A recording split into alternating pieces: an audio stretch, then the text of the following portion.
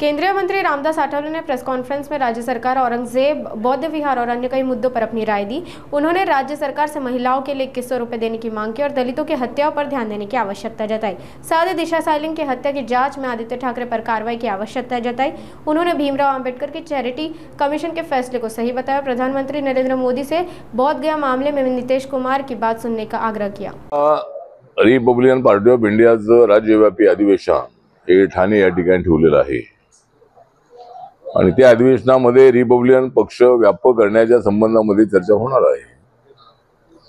Republican पक्षाला मान्यता मिळेल अशा पद्धतीची मतं मिळत नाही आहेत आणि मित्र पक्षाकडून आम्हाला तेवढ्या जागा मिळत नाही आहेत। जर आम्हाला लोकसभेला 2 जागा मिळाल्या असत्या आणि दोन्ही निवडून आल्या असत्या तर पक्ष रिकॉग्नाइज होऊ शकला असता, पण आम्हाला एकही जागा लोकसभेला दिली नाही। विधानसभेलाही 2 जागा दिल्या, पण त्या जागा न मागितलेल्या जागा त्या दिल्या। एक जागा तर धारावीची आम्ही मागितली होती, पण त्याच्यामध्ये उमेदवारी त्यांची आणि शंभरवाली त्यांचं। त्यामुळे रिपब्लिकन पक्षाला मान्यता मिळेल अशा पद्धतीचं एक वातावरण राज्यामध्ये असलं पाहिजे। एकदा नागालँडमध्ये आमचा आरपीआय हा रेकग्नाइज आहे, तिथे आमचे 2 आमदार आहे। मणिपूरमध्ये आमच्या पक्षाच्या उमेदवाराला लोकसभेला 1.5 लाख मते मिळाली आणि त्या ठिकाणी पक्ष रेकग्नाइज आहे आणि दोन्ही ठिकाणी आम्हाला गन्ना किसानींचे सिंबॉल मिळालेला आहे। पण ज्या महाराष्ट्रामध्ये रिपब्लिकन पक्षाची स्थापना झालेली आहे, या महाराष्ट्रामधून मी पॅंथरच्या मुवमेंट पासून यामध्ये मी काम केलेलं आरपीआय मध्ये, त्यामुळे महाराष्ट्रामध्ये काय पक्ष रेकग्नाइज होत नाही आहे। त्यामुळे पक्षाची बैठक जी आहे, बाबासाहेबांच्या खुल्या पत्रातला पक्ष जर आपल्याला स्थापन करायचं असेल तर सगळ्या जाती जमातीला आणलं पाहिजे।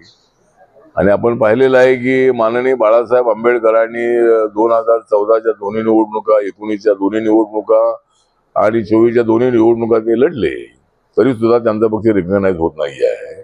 त्यांना 60% मतं मिळत नाही आहेत।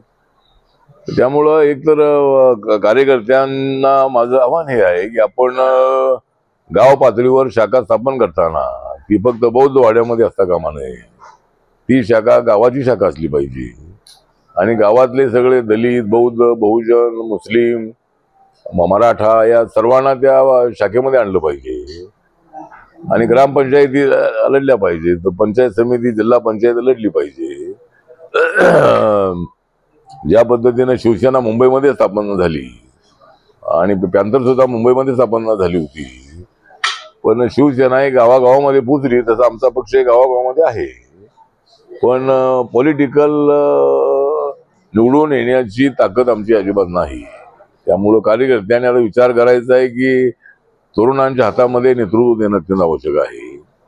आणि पॅंथरच्या काळामध्ये मी पाहिलंय की तरुण या मुवमेंटमध्ये आले आणि एक मुवमेंट एक फार जबरदस्त अशी उभी राहिली, पण तरी पण आमच्या शाखा त्यावेळेला होते, आताही आहे, पण मतं मिळत नाहीत अशी परिस्थिती आहे।